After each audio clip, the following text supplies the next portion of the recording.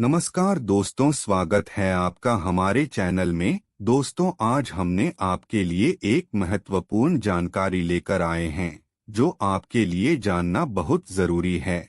हम आपको इस वीडियो में 4 ऐसे महाशक्तिशाली नागों के बारे में बताएंगे जिन्होंने भगवान को भी चुनौती दी है, जिसे आप नहीं जानते। यह नाग पूरी दुनिया में विख्यात है।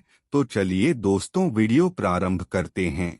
इससे पहले कि आपने हमारे चैनल को लाइक और सब्सक्राइब नहीं किए होंगे तो प्लीज कर दीजिएगा। हिंदू धर्म में 5 शक्तिशाली नागों का वर्णन मिलता है। आइए जानते हैं कि यह 5 नाग क्यों हैं इतने खास। हिंदू धर्म में नागों को भी देवता माना गया है और उनसे भी जुड़ी कई पौराणिक कहानियां बेहद प्रसिद्ध हैं। पौराणिक कथाओं में 5 ऐसे नागों का वर्णन मिलता है जो अत्यंत ही शक्तिशाली हैं और जिन्होंने कई बार भगवानों को भी चुनौतियां दी हैं। तो चलिए जानते हैं इन 5 शक्तिशाली नागों के बारे में। इनमें कुछ भगवान के प्रिय भी हैं तो कुछ ने उनसे शत्रुता मोल ली है। पौराणिक मान्यताओं के अनुसार शेषनाग के हजारों सिर है जिसका कोई अंत नहीं है। त्रिपुरदाह के समय वासुकी शिवजी के धनुष की डोर बने थे। तक्षक पाताल लोक में रहते हैं और उन्हें नागवंश में सबसे खतरनाक सर्प माना जाता है। जो लोग पंचमी, चतुर्दशी और रविवार के दिन करकोटेश्वर शिवलिंग की पूजा करते हैं उन्हें सर्प पीड़ा नहीं होती। हिंदू धर्म में सर्प के रूप में नाग भी देवता माने जाते हैं और उनसे जुड़ी कई पौराणिक कहानियां भी प्रचलित हैं। इन नागों का अपना ही महत्व है। शेषनाग ऋषि कश्यप और कद्रु के ज्येष्ठ पुत्र माने जाते हैं। शास्त्रों के अनुसार इन्हें ब्रह्मांड का पहला शक्तिशाली नाग माना गया है। कहते हैं ब्रह्मा जी ने इन्हें यह जिम्मेदारी सौंपी थी कि वह पृथ्वी का भार वहन करें।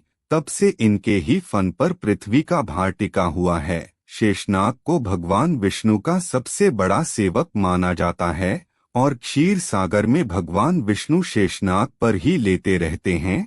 पौराणिक मान्यताओं के अनुसार शेषनाग के हजारों सिर है जिसका कोई अंत नहीं, इसलिए इन्हें अनंत भी कहा जाता है। लक्ष्मण और बलराम शेषनाग का ही अवतार थे। पहला वासुकी नाग भगवान शिव के प्रिय सेवक माने जाते हैं और गले में लिपटे रहते हैं। त्रिपुरदाह के समय वासुकी शिवजी के धनुष की डोर बने थे।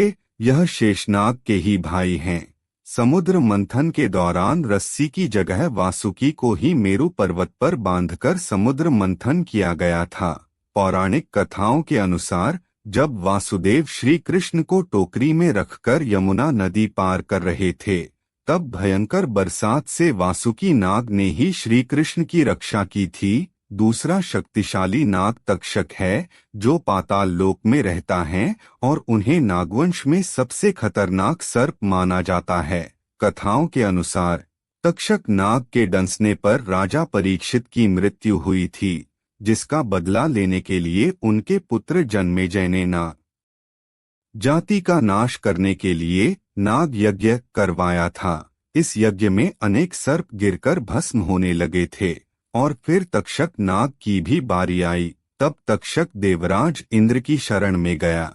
आस्तिक मुनि के कहने पर यज्ञ रोका गया और तक्षक नाग के प्राण बचे। तक्षक को कलियुग के आगमन का कारण माना जाता है। तीसरा करकोटक नाग है जो भगवान शिव के प्रमुख गण माने जाते हैं। नाग जाति के विनाश के लिए जब यज्ञ हो रहा था तो करकोटक ने भगवान शिव की घोर तपस्या की, जिसके कारण भगवान शिव ने प्रसन्न होकर करकोटक को शिवलिंग में स्थान दिया। मान्यता है कि जो लोग पंचमी, चतुर्दशी और रविवार के दिन करकोटेश्वर शिवलिंग की पूजा करते हैं उन्हें सर्प पीड़ा नहीं होती। चौथा सबसे शक्तिशाली नाग कालिया नाग है जिनका भगवान श्री कृष्ण से युद्ध हुआ था। जब श्री कृष्ण यमुना नदी में अपनी गेंद लाने के लिए जाते हैं तब भगवान श्री कृष्ण कालिया नाग से युद्ध करते हैं और उसे परास्त करके उसके सिर पर नाचने लगते हैं।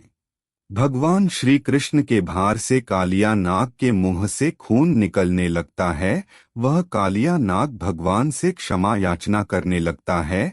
फिर भगवान श्री कृष्ण उसे क्षमा कर देते हैं और उससे सपरिवार यमुना नदी छोड़ देने के लिए कहते हैं, क्योंकि उसके जहर से यमुना नदी का पानी जहरीला हो गया था। इस प्रकार हिंदू धर्म में 4 महाशक्तिशाली नागों के बारे में वर्णन मिलता है। दोस्तों, आपको यह कहानी कैसी लगी? अगर अच्छी लगी होगी तो प्लीज दोस्तों को शेयर और लाइक जरूर करिएगा।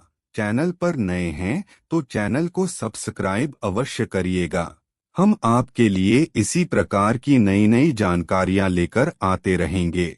तो दोस्तों, मिलते हैं इसी प्रकार के अगले नए वीडियो में। तब तक के लिए जय हिंद, वंदे मातरम।